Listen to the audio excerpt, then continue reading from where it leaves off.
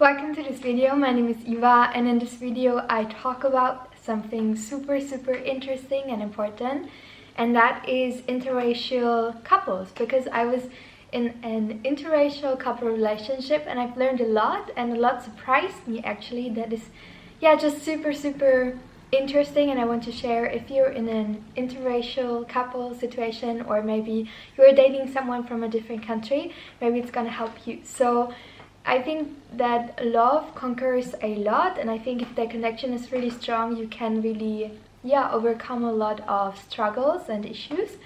And I think that in an interracial relationship there are definitely some positive things that I've noticed, and also some challenges that I've noticed. So I will start with the more positive things. I think the biggest amazing thing about being in a relationship with someone from a different country and a different culture is that you can really question your own culture and question your own beliefs that you have about certain things. Also, what I've experienced is that I become less racist, because it's just when you, for example, never really live in a different country and you're just in one country, you can have, just from your culture, certain stigmas and beliefs about different people from different countries, and then it's really nice to just be with someone from a different country and just change your beliefs, and I think just become a better person in the process by becoming more compassionate, more understanding, etc. So that's really cool that you just also question your own country, your own culture, if the things that we do or the system that we have is actually really that great, or if it's not that great, etc. So it's you get a different point of view on your own culture. That's really cool. Another really cool thing is that you have just some adventures, I think, because, for example, if you are a tourist in a certain country, you experience just a little bit and then when you, for example, live in a country, you're a digital nomad, you experience a little bit more. But when you're with someone from that country, from a different culture, you really get into that culture, and it can be really interesting, and it can be an adventure, so, and you can learn a lot. So there's definitely room for learnings. And also, if for example, my ex-boyfriend was from the Canary Islands, so I really learned Spanish a lot better than if I would not have been with him. So that's also definitely a pro. Now, some challenges that come with being with someone from a different culture. I would definitely say that one that I didn't think before about is that at least one person has to lose their culture, their friends, and their family, and that's a huge thing.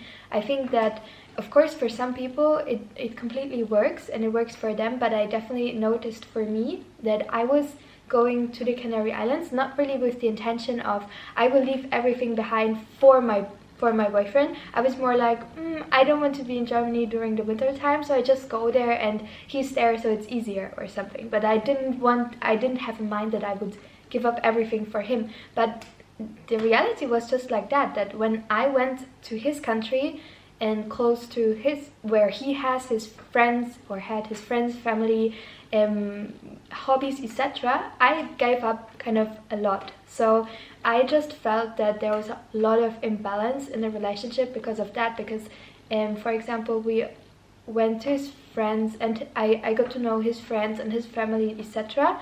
And I just felt sometimes that his world was like so big, and then my identity in my world was so little. Like, I tried to make, for example, friends, but when you compare it, the friends that I made was like this, and the friends that he already had, and the good friendships was like so much.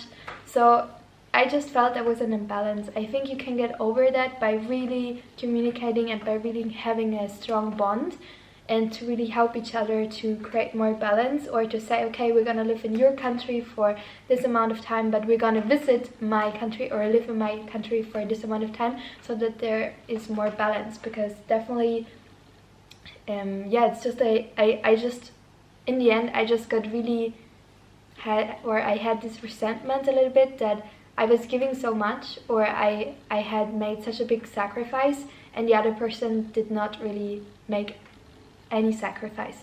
So that was definitely something that caused a lot of internal anger inside of me, even though his family is amazing and friends are super nice. At one point I was just like, I don't want to meet his friends or family anymore. I want him to see parts of my culture or parts of my friends or family.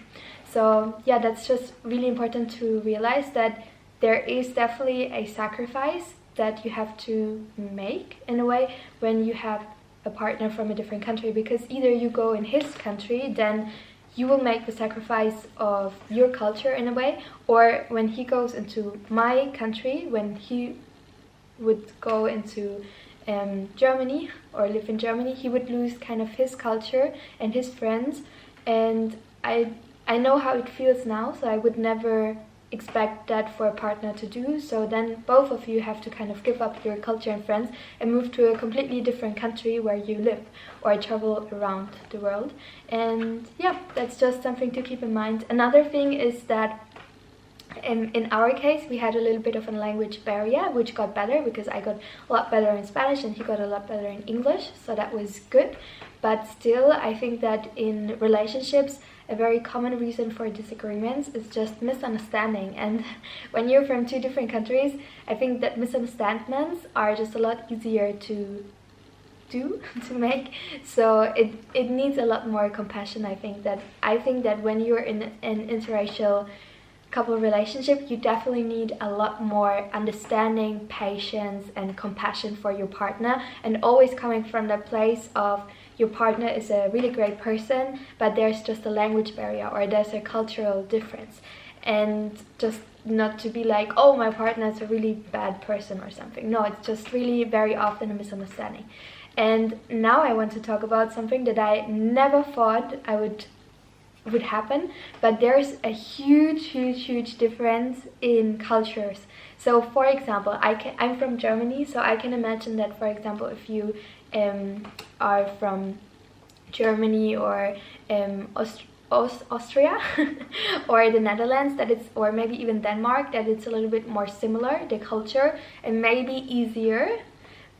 I don't know, but I could imagine. But or Switzerland also, Germany, Switzerland. But he was from the Canary Islands, and Canary Islands are more like Spanish and also influences from South America. So the culture was really different, and you just notice it in small habits that you have. For example, just in the Canarian culture, it's just a lot more common to go out and have a drink in the evening. And German culture, at least where I'm coming from a small village in Bavaria, is a lot more, especially during the winter time. You don't really go out during the week, you just go to work and then stay in the house, stay with your family or something, and then on the weekends go out. So yeah, it's just a lot of small things that I've noticed that are super different, and that you just have to even communicate better to overcome them. In our case, we didn't. But yeah, it's an interesting experience. Another, I think that's really a negative part, is long distance relationship, because I mean, it always depends, but usually, especially when you're dating, there comes a time when you go back into your home country to be with your parents, for example, for a specific time. So you have long distance relationship, and I don't like it at all, because I really like the touch, and long distance is so hard. It is just so hard. So yeah, that's just one. And another thing that was not really that present, I think, in our situation, but that can be, is racism from your culture or your family towards the partner. For example, if you have, maybe you're with someone from China or something, there can be, and your partner comes to you living in your country, which is, for example, the USA, then there can be definitely racism against your partner from China, and that's, or even your family maybe have racist thoughts about your partner, and that can be very difficult to handle. So these are, yeah, just some things that I've noticed that I never thought about before I got into that relationship, but it's definitely a learning experience, and it definitely teaches me so much to be even more compassionate, to be even more understanding. And yeah, that's really interesting will I get into another interracial couple relationship? I have no idea. I think that you fall in love with whom you fall in love with, but I definitely think I'm gonna get a lot more cautious before getting in a relationship with someone who's, for example, from Australia or from Canada, which is basically the other part of the world. Because yeah, it's just, for example, if you're from Germany and the other person is from Australia, and then you live, for example, in France, but then the family of your boyfriend gets super sick and he has to go to Australia, and then your family also gets sick, so you have to go to Germany. Then you have maybe even for a year, even now with this COVID crisis, a situation for long distance relationship, and it's really hard. And also another possible thing that could happen is in case of divorce when you have children. And I never thought about it, but then I was thinking about it, and it's actually really hard, because when you break up and you have children, then it might be possible that the woman take the children to her home country, because she just have maybe a support from her family, so it might be easier to take care of the children. And then maybe the husband is from Canada, and then the children are in Germany, so the husband then would have to, if he wants to stay in contact with the children, maybe learn German and move to Germany. So it's just a lot more complicated, but in the end, love always can make a way, I think, and can overcome those struggles. And now I wanted to give you an update about how I'm doing after the breakup. So it's been some time and I feel a lot better, and I definitely don't have any depression symptoms of that anymore. Sometimes I'm still sad, but yeah, it's just no comparison to what it was right after the breakup. And I've been doing so much work on myself and really learning what I want and what I need in a relationship. What is a healthy relationship? What is healthy love? What is healthy way of communicating? I've learned so much about therapy. I'm learning, and I'm really into therapy for at least 1.5 years, and it helped me so much. It is a process, but it is so helpful to learn how to communicate properly, to learn how to have more compassion towards other people, to learn that people are also struggling. And of course, if for example a person is maybe abusive, to forgive that person and to think that they have their own problems, and to still setting your boundaries and not being with that person, for example, but to have compassion for different people. That's just so huge, what I've learned from therapy. And also that I've learned about attachment theory styles, or attachment theory, which basically there are different attachment styles, and that helped me so tremendously. And I'm just such a big advocate for therapy. I think that it is so helpful.